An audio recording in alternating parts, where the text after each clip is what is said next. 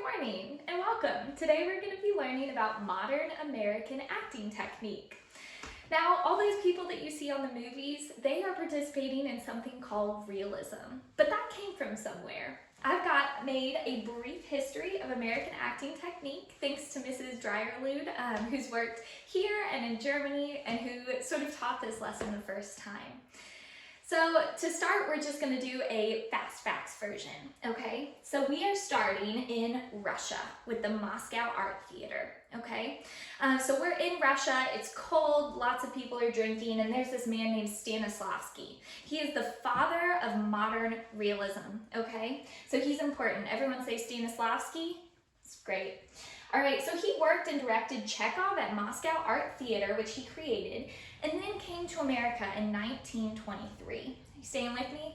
So then he stayed behind after he came the first time and trained artists like Lee Strasberg, Harold Clurman, Stella Adler, who then went on to make the group theater. Okay, so we've got Stanislavski, we've got Moscow Art Theater, we're at a group theater now. So this was formed in 1931. Okay, so he was made by the students of Stanislavski, Lee Strasberg, Harold Clurman, Stella Adler, Sanford Meisner, Robert Lewis. It closed in 1941, but the effects of these sort of 10 years ended up sort of resonating through American acting. So finally, they formed the Actors Studio and then they parted ways. So again, names to remember: Moscow Art Theater, Stanislavski Group Theater, Stella Adler, Sanford Meisner, Lee Strasberg. And that's it. That's a brief history of American acting technique. All right, so let's go a little bit more in depth. So originally acting, realism sort of came from, Stanislavski came from Russia. So I just told you kind of the highlights. These are the names that you're going to learn about, the things that you're going to learn about, so that you can sort of know as we go through this next portion where acting came from and where our modern techniques are sort of mirrored after. So we're going to go back to Moscow Art Theater. So first of all, we have Stanislavski, right? He was our father of modern acting and theater. What's so impressive about him is that he took Chekhov, someone who was not successful at the time, someone who wrote dry plays that no one was interested in, and he used this acting technique to sort of bring it to life and make people very interested in what he had to say. Now let's talk a little bit about Chekhov, okay? So he was alive from 1860 to 1904, so we missed him by 100 years. He was famous and considered one of the fathers of early modernism, along with Ibsen and August Strindberg. He's known for his plays, The Seagulls, Uncle Vanya, Three Sisters, and The Cherry Orchard. Now, The Seagulls is actually the production that sort of brought Stanislavski and Chekhov into light. Before he met Stanislavski, Chekhov's play had opened and failed to the public. Stanislavski took The Seagulls and brought new life to it with his new acting technique. So let's talk about Stanislavski. He's the father of our modern acting technique. Who is he? Why is he important? And what did he do? So here we have Konstantin Stanislavski. He was an amateur actor and director until he turned 33, okay? So whereas maybe you and I are hoping to be actors before we're 25, he struggled and failed until he was 33 years old. He did not get a single job. He did not get to direct a single play. All he had was to hope and try to develop his craft. When he turned 33, however, he finally created his own theater, and he actually created a space in which he could act and direct. It took him 33 years to figure out that he couldn't just copy what other people were doing. He had to find realistic moments in himself by observing other people and by sort of following a map that we're going to talk about later. He's most known for his system of training actors. He believed that acting wasn't just talent. He believed that if you wanted it bad enough and you followed his steps, that you too could be an actor. And that's what he brought to America. That's what sort of caught on. And he's, if you've heard of method acting, and we'll talk about that a little bit later, that's sort of where this came from, was this idea that anyone can be an actor if they try hard and follow the steps. So what are the steps? What are these? He called them the physical map. Okay, so I put a little map here because the steps themselves really aren't a map. When I first read about this, I assumed that I'd be able to go on this like journey and find myself and find acting technique. But really, these are just a few things you can find within the script that mark what you as an actor should be paying attention to. But he calls them a map, so let's visualize that in our heads. So first of all, we have units and objectives, okay? So make sure you write that down if you haven't already, units and objectives. So this is step one of the map. This is the idea that you need to know where each part of the script fits in. So an objective is something that your character wants. And so the objective of this scene, let's say we're talking about Uncle Vanya. There are several scenes where they try to get people to sort of leave, and so their only objective is either to stay in the room or to get someone else to leave. We also have units. So unlike scenes, units are smaller sections where people have one objective. So if your character is constantly switching objectives, you're going to have a lot of units. But if your character's goal is to stay in the room and eat, then you're going to have sort of a longer unit in which he sort of takes that. You as an actor need to know this because you can break the script up into these moments where you want something, where you're going after that, and make it into smaller bite-sized pieces so that you can understand your character better through that. It also lets you see a character arc and maybe find a little bit more in the character than you would without doing this research. All right, next up, super objectives. So first we have our units, right? We've got lots of them. We've got each objective has a unit. So what about the character's overarching desires, who they are as a person, all of that? That is what he has included as number 2, our super objectives, okay?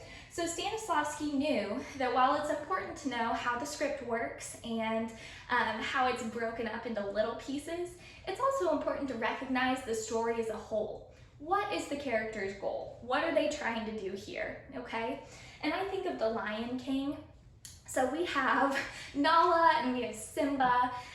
Simba, his whole goal is to please his dad and to be a good king, right?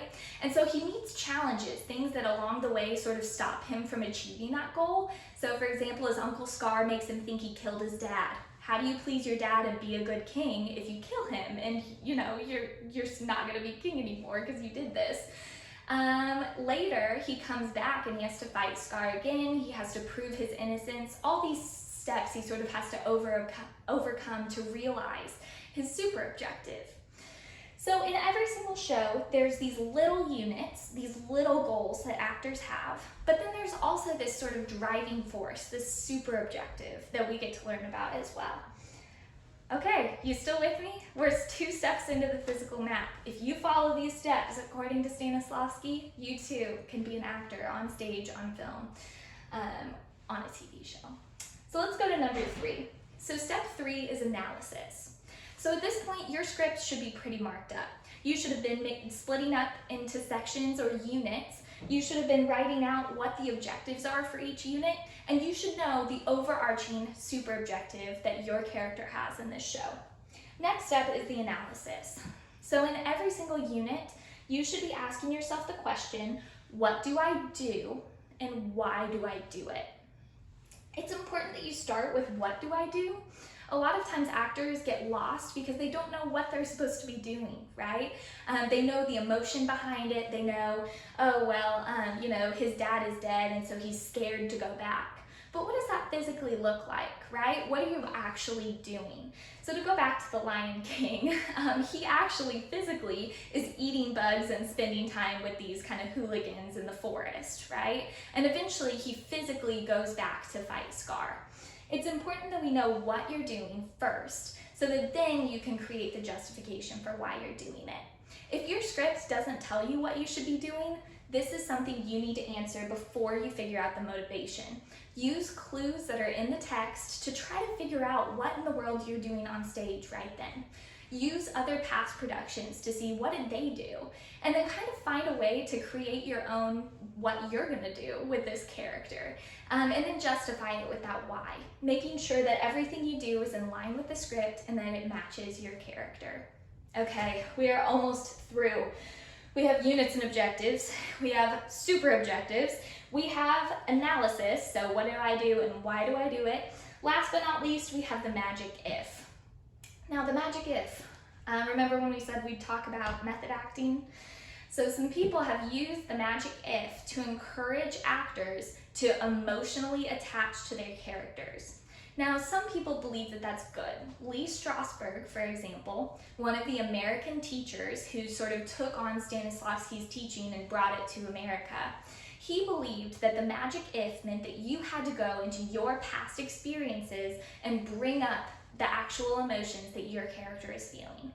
So let's say you are playing a character of someone who is abused. If you've been abused in the past, Lee Strasberg would encourage you to sort of relive those moments on stage. Now, a lot of people, however, disagreed with that. They said this is unhealthy. You need to have distance from your character because you aren't your character. So, the magic if instead is something that you can sort of imagine and relate to without putting yourself back into traumatic experiences. So, what is the magic if? It's if this happened in real life, then I would do this. So sometimes this is easy. If you relate to your character, all it would take for you to do this in real life is the circumstances of the play. But let's say your character yells and you never yell in real life. You have to figure out what in real life would make you yell and scream and pound your fists, right? You have to figure out why in the world, what would push you to the point that your character's at, and how did those circumstances relate to those of the play? All right, so we've got the physical map.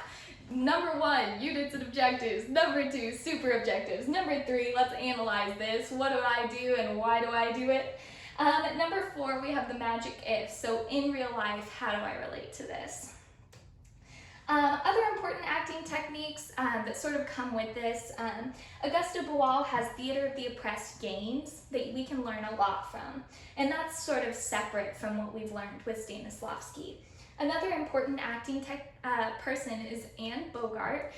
She's a practitioner who believed that you could even separate yourself further than Stanislavski said. She has physical viewpoints that allow you to become the character without emotionally feeling it. And Bertolt Brecht, he's German, different side of the world, but created really interesting expressionism and different ways to view your characters. We did it. Thank you for learning with me about the history of American acting technique. I hope to see you again soon. Thank you.